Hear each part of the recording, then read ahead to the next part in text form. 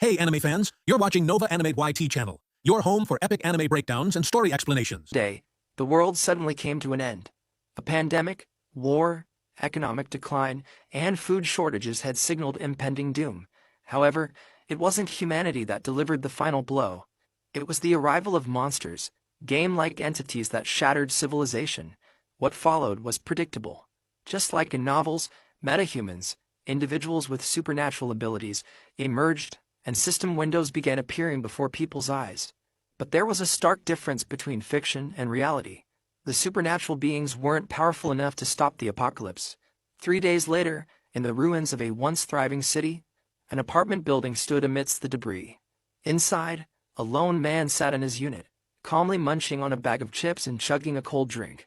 He remarked to himself that the world hadn't completely ended. After all, he was still alive and living normally, or at least as normally as possible under the circumstances. He was the sole occupant of the 100-square-meter apartment.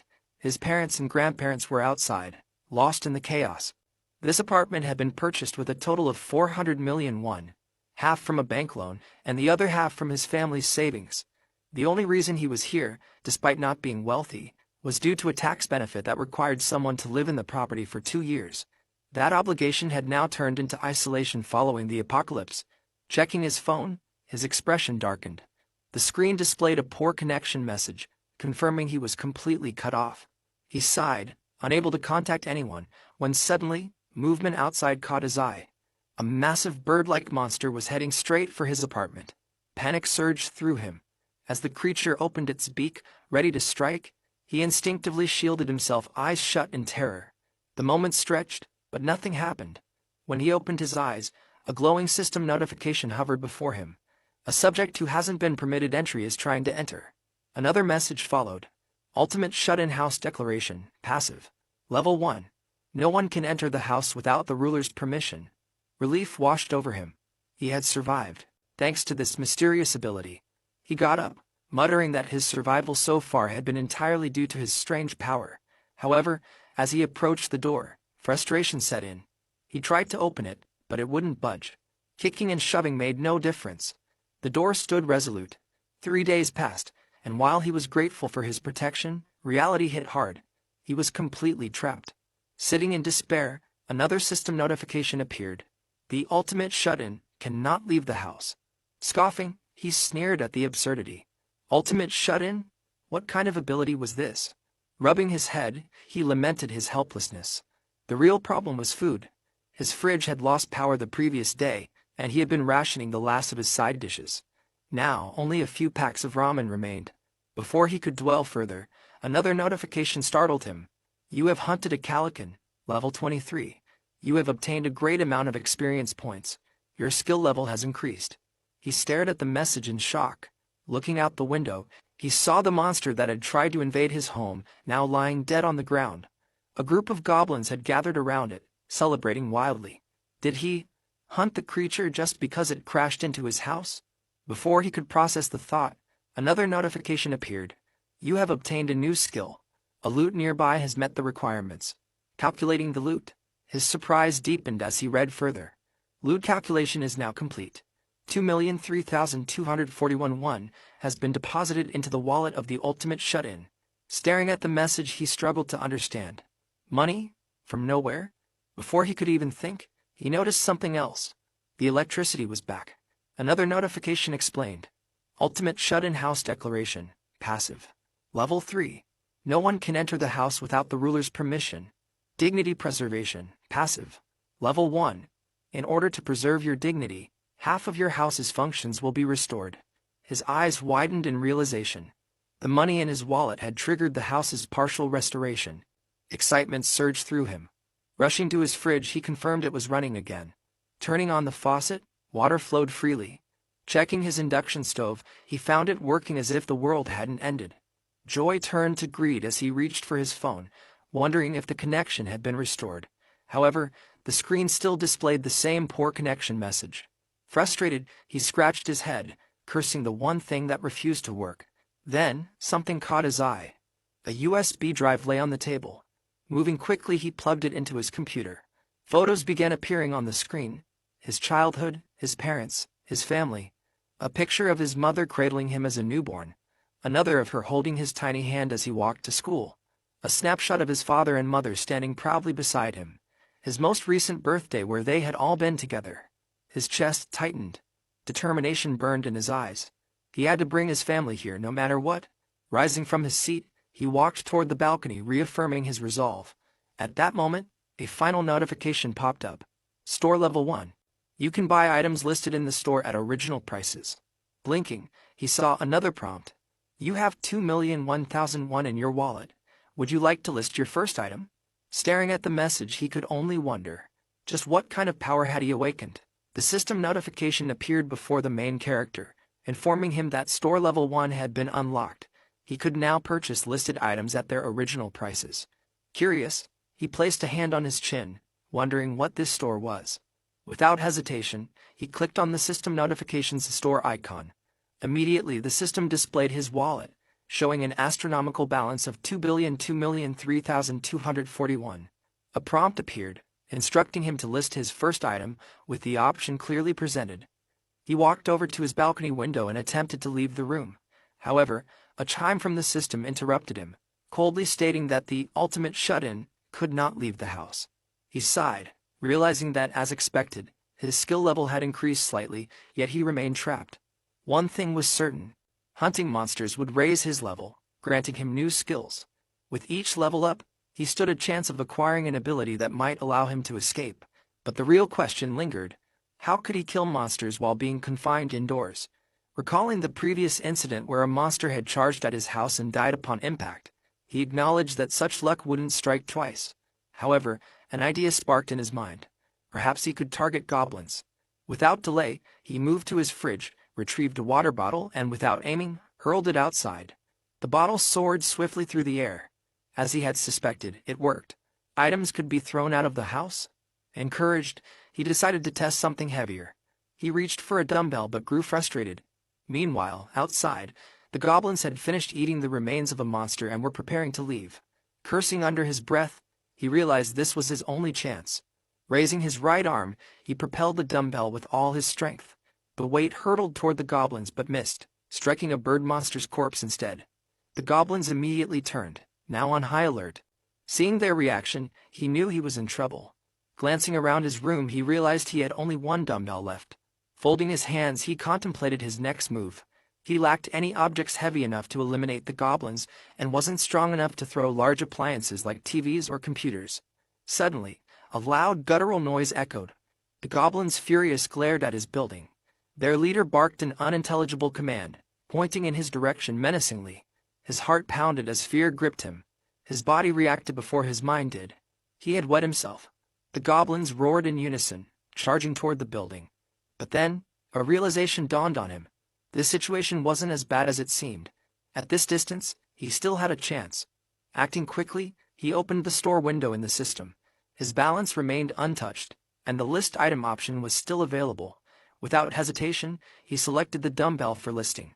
The system promptly scanned the object, confirming its status as a classic non-slip 3-kilogram dumbbell, priced at $16,991, the exact amount he had originally paid for it online. Seeing this, he deduced that the system's market prices mirrored those from before the world had ended. Then, an idea struck him. He could buy the dumbbell back. Selecting the purchase option, he confirmed his choice. Instantly, light shimmered, and two identical dumbbells materialized before him. A triumphant grin spread across his face. It had worked exactly as he had hoped. Without wasting time, he hurled one of the dumbbells out of the window. It plummeted and struck a goblin square on the head. Blood splattered upon impact. A system notification appeared, confirming that he had slain a level 7 goblin, earning experience points and a deposit of 3,345 into his shut-in wallet. Clenching his fist, he savored the victory. But the second dumbbell missed its mark. The goblins dodged, and he cursed in frustration. Thinking quickly, he purchased 3 more dumbbells. As they materialized, he grabbed them all, launching each one at the remaining goblins. Another goblin fell, and the system rewarded him with more experience points and currency. Then, another notification appeared. His skill level had increased. He had acquired a new skill. Storage level 1, an alternate dimension for storing items. Excitement surged through him. He ordered the system to open storage. Picking up a dumbbell, he confirmed its placement within the alternate dimension. The system acknowledged the action, presenting an option to summon items. He tested it, and in a flash of light, the dumbbell reappeared in his grasp. Realization dawned on him. He could summon items at will. A sinister smirk curled on his lips. With a single command, the storage interface opened once more. Concentrating, he summoned an overwhelming number of dumbbells, each glowing with ethereal energy. The objects materialized above the goblins before plummeting like meteors. A massive crash echoed through the streets as the weight of his attack crushed every last goblin beneath a relentless storm of dumbbells. The system chimed, confirming the extermination of all targets. The system window displayed a message. 54,661 won had been deposited into the ultimate shut-in wallet.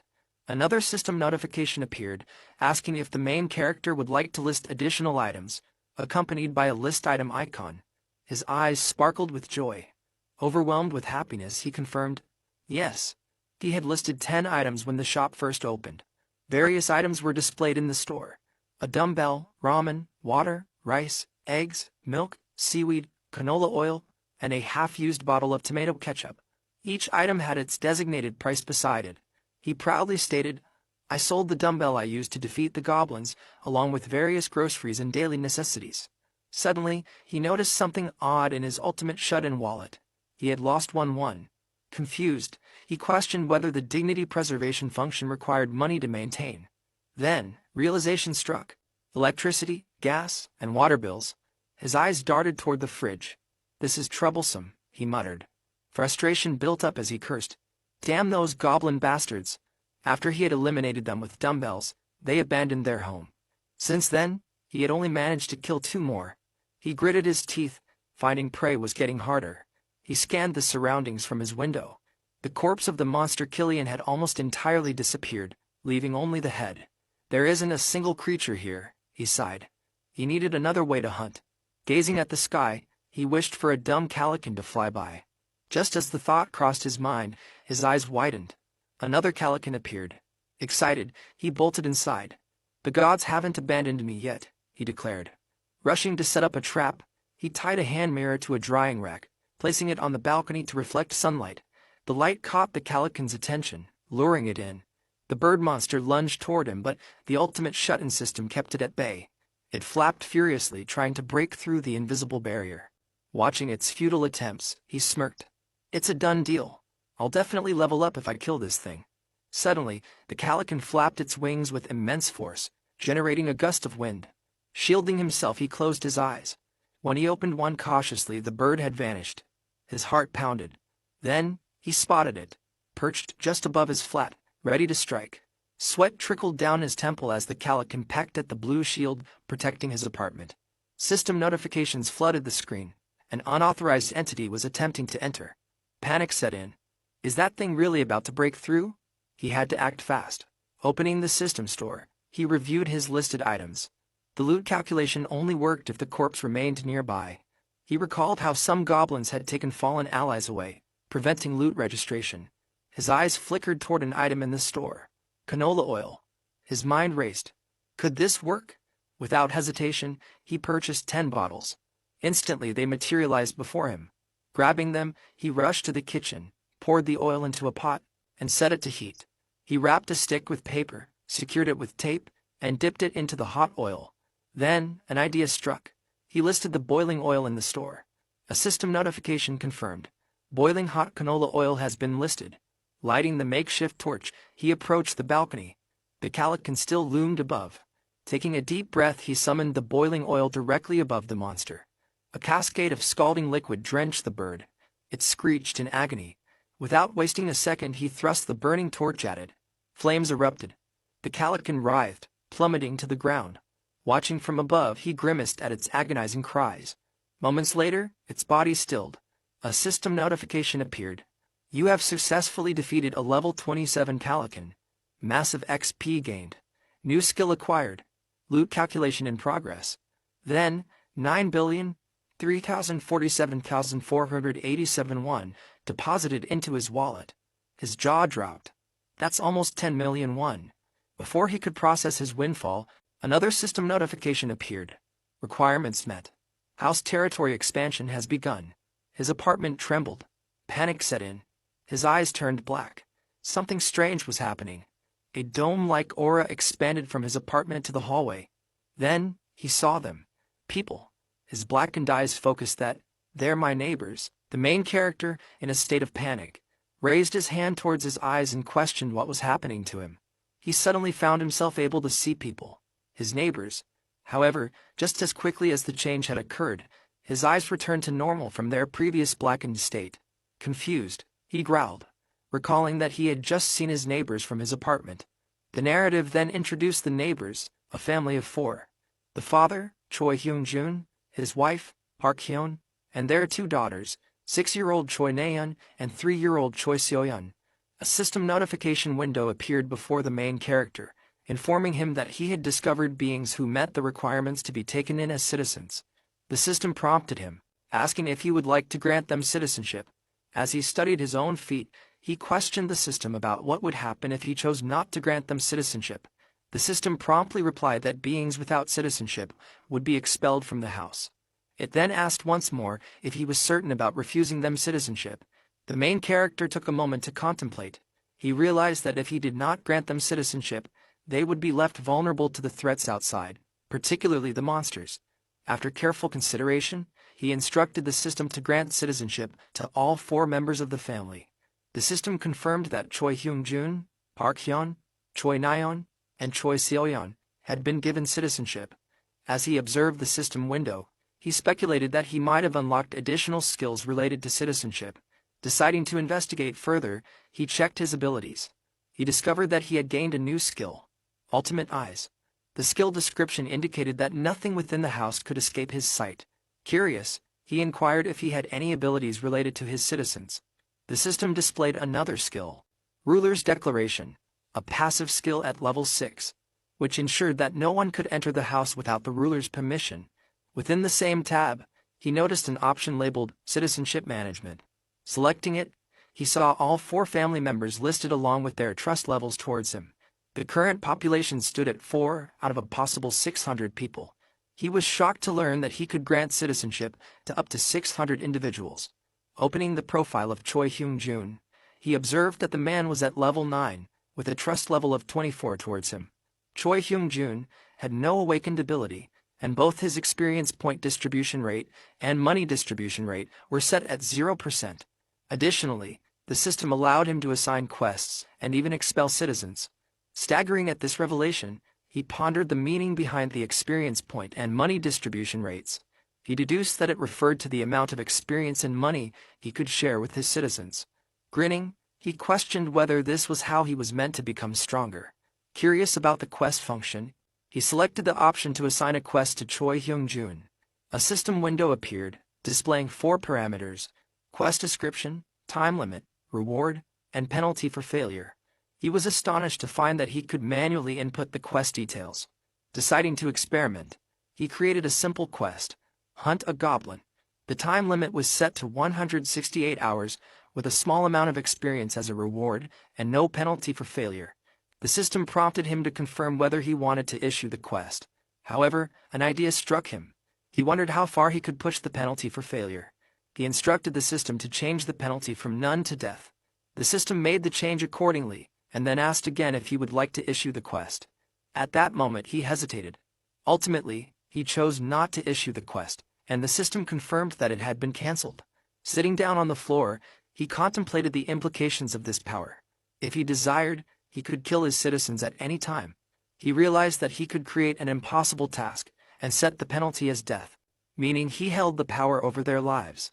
This realization made him grow serious. Reflecting on his newfound abilities, he activated his Ultimate Eyes skill, causing his eyes to turn black. He observed the family of 4 sitting around a table, their heads lowered in despair. The wife, Park Hyun, looked at her husband, Choi Hyung-jun, and asked what they should do next. Choi Hyung-jun, deeply troubled, placed his hand on his head and stated that he had no choice but to leave the house to find water. He instructed his wife to stay with the children and wait for his return. She protested, saying it was too dangerous. He acknowledged the risk but insisted they had no other option. She then questioned whether any place would still have water. Choi Hyung-jun, looking down, mentioned that he planned to check a nearby convenience store, reasoning that a store of its size might still have supplies. At that moment, their daughter, Nayeon, voiced her thirst. Park Hyun tried to console her, while Choi Hyung-jun, steeling himself, placed his hand over his wife's and reassured her. He asked if she trusted him, promising to return with something. Though unwilling to let him go, she knew she had no choice. Meanwhile, the main character deactivated his ultimate eyes and realized that the family situation was far worse than he had initially thought. They had no water. He accessed the system store and examined his item list, wishing there was a way to store more supplies. He then opened his skill window and observed 3 skills under Ultimate Shut-in, Store, Dignity Preservation, and Storage. Each required 3 points to level up. Excited, he clenched his fists as the system asked if he would like to upgrade the Ultimate Shut-in Storage skill. He agreed, and a bright blue light shimmered from the system window. The store was now at level 2, increasing the number of items that could be listed by 20 and applying a 10% discount on all items. Contemplating further, he decided to invest his remaining 2 points into Store and Dignity Preservation. With Store now at level 3, he gained the ability to restore old items to their original condition. Pleased with this function, he felt that increasing the store's level had been worthwhile. Opening the store again, the system displayed that items could now be purchased at their original price. Without hesitation, he bought water and jeju tangerines. Determined, he resolved to enhance his other skills as well.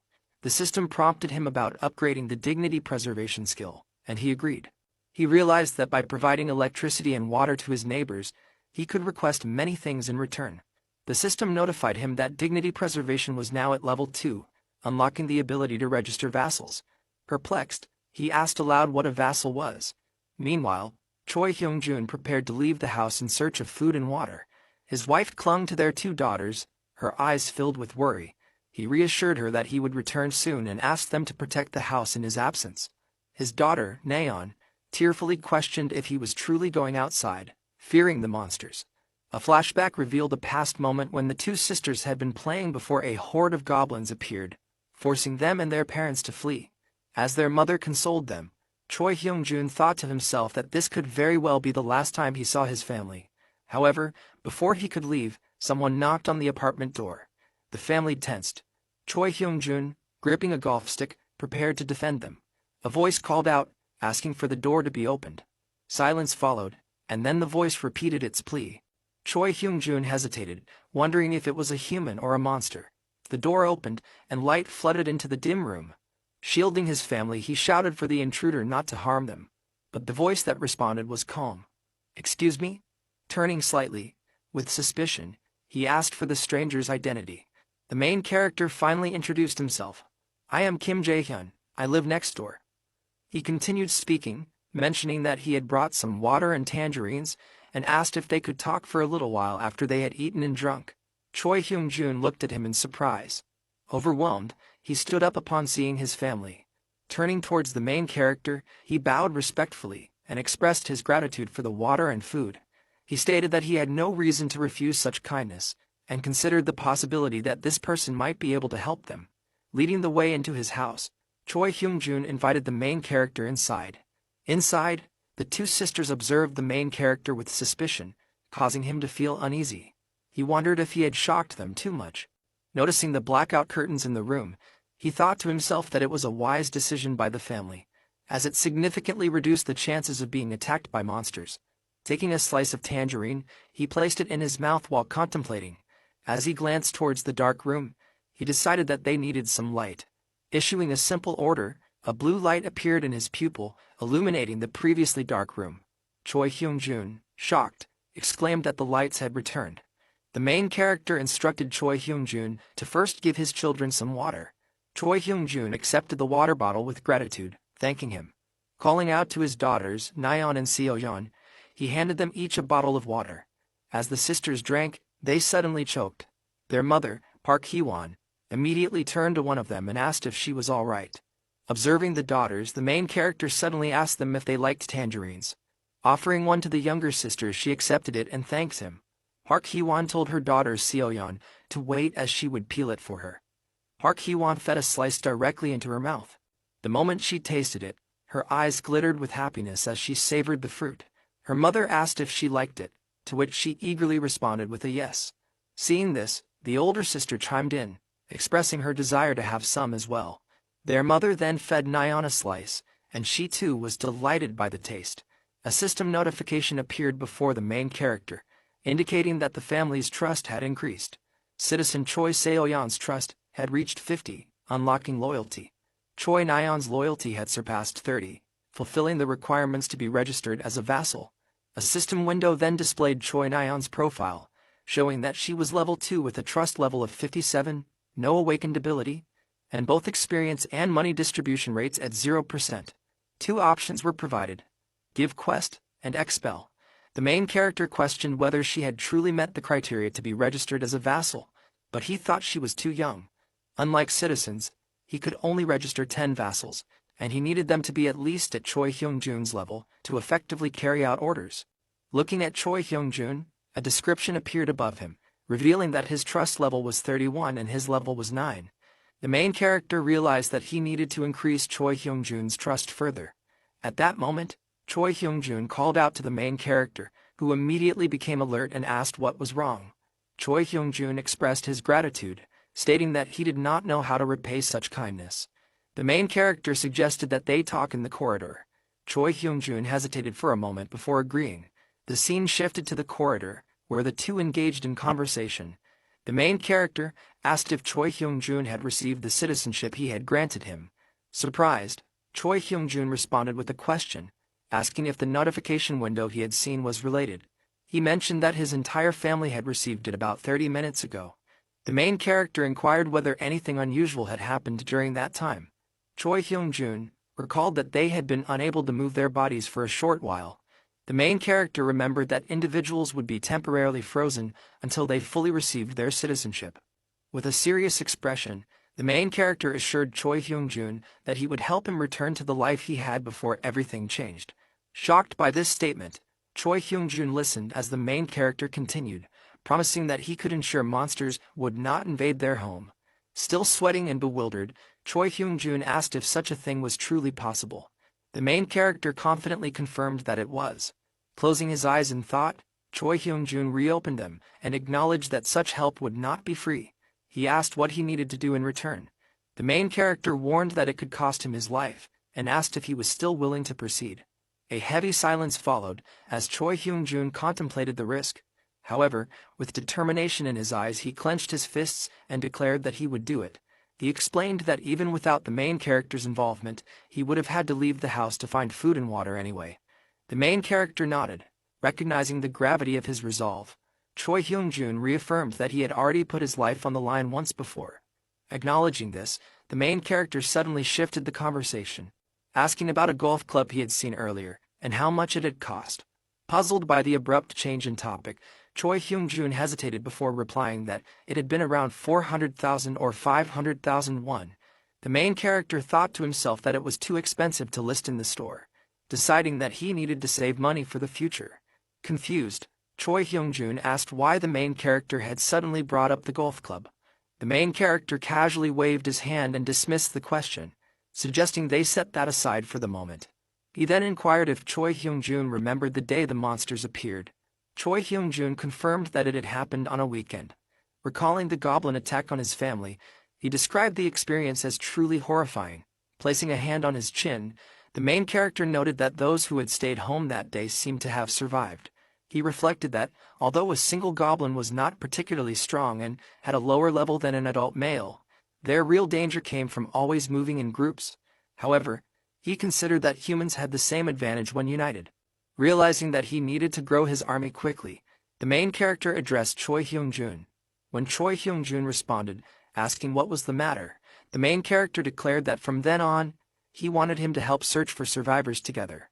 The scene shifted to the exterior of the main character's building, where the sun was setting.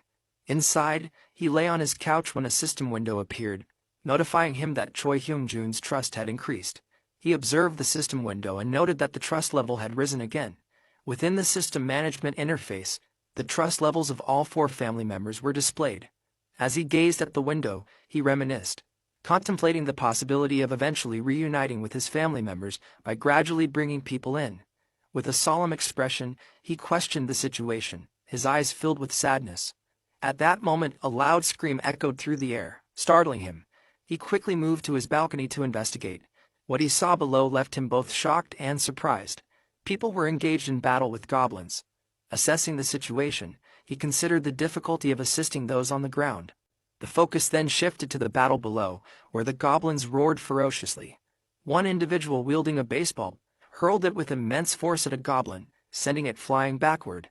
The impact was so severe that the goblin's head burst, causing blood to splatter. Observing from his balcony, the main character muttered in disbelief. Meanwhile, an archer down below skillfully fired 2 arrows simultaneously, taking down 2 goblins at once. Another man, standing on higher ground, leaped down and crushed a goblin's head with his baseball bat. Witnessing their kind being slain, the remaining goblins panicked and fled for their lives. The victorious group stood over the corpses of the goblins. At that moment, the female archer sensed something unusual and turned to identify the source. Instinctively, she drew her bow and aimed in the direction of the disturbance. However, to her surprise, what she found was merely a packet of ramen. Looking up, she noticed the main character waving from the rooftop. He continued waving vigorously in an attempt to get their attention. The archer, perplexed, wondered what he was trying to do. Frustrated, he called out to them, flailing both arms. Just then, a knock came at his door. Choi Hyung-jun had arrived. Upon realizing who it was, the main character looked through the peephole and saw Choi Hyung-jun standing outside, holding a box.